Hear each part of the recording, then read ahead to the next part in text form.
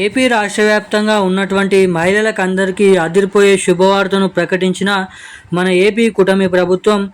మన ఆంధ్రప్రదేశ్ రాష్ట్ర వ్యాప్తంగా ఉన్నటువంటి చాలామంది మహిళలు ఎదురు చూసినటువంటి ఆడబిడ్డ నిధి పథకం ద్వారా ప్రతి మహిళకి 18,000 రూపాయల నిధులనైతే పంపించడం అయితే జరుగుతుంది వారి ఖాతాలలో.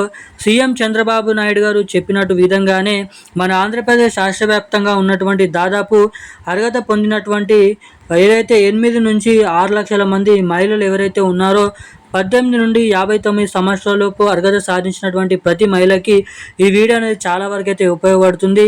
ఈ వీడియోలో వచ్చేసి మహిళలకు ఆడబిడ్డ అనేది పథకం ద్వారా ఏ మహిళల ఖాతాలలో, ఎటువంటి మహిళల ఖాతాలలో, ఏ జిల్లాలలో ముందుగా ఈ ఆడబిడ్డ నిధి పథకం ద్వారా డబ్బులను మహిళల ఖాతాలలో పంపిణీ చేయబోతుంది అన్నది మీకైతే ఈ వీడియోలో తెలియజేస్తాను. సో దానికోసం వీడియోని చూసినటువంటి ప్రతి ఒక్కరు కూడా తప్పకుండా వీడియోని లైక్ చేసి ఛానల్ని సబ్స్క్రైబ్ చేసి వీలైనంత మందికి షేర్ చేయండి. చాలామంది వీడియోని చూస్తున్నారు కానీ లైక్ చేయడం లేదు, సబ్స్క్రైబ్ చేసుకోవడం లేదు. సో వీడియోని చూసినటువంటి ప్రతి ఒక్కరు కూడా లైక్ చేసి సబ్స్క్రైబ్ చేసి బెల్ ఐకాన్ అయితే యాక్టివేట్లను అయితే పెట్టుకోండి.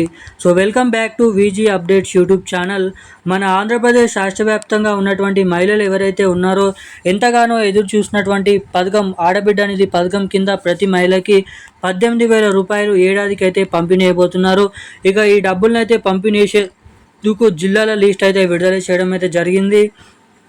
మనకి ఈ మే నెల చివరాఖరు ముగియగానే జూన్ నెల మొదటి వారంలో ఈ ఆడబిడ్డ నిధి పథకం కింద ఎవరైతే అర్హత పొందినటువంటి మహిళలు ఎవరైతే ఉన్నారో మీరైతే తప్పకుండా బ్యాంక్ ఖాతా అనేది పట్ట పాస్బుక్, ఫోటో, ఆధార్ కార్డు అనేది మీరైతే సరిగ్గా ఉన్నాయైతే లేనైతే చెక్ చేసుకొని దరఖాస్తు అయితే చేసుకోండి.